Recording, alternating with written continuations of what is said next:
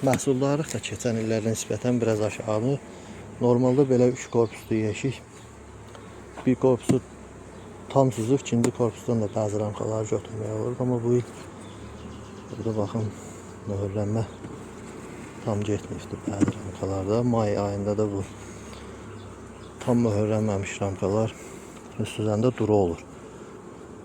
İyul ayında süzülən balda o problem yaranmır, çünki bal tam dəymiş olur.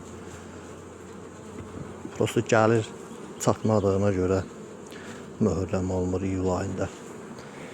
Amma may ayında belə möhürlənməmiş ramkaları götürmək orijin balın nəmliliyinin, bu o deməkdir ki, balın nəmliliyi çox olacaqdır.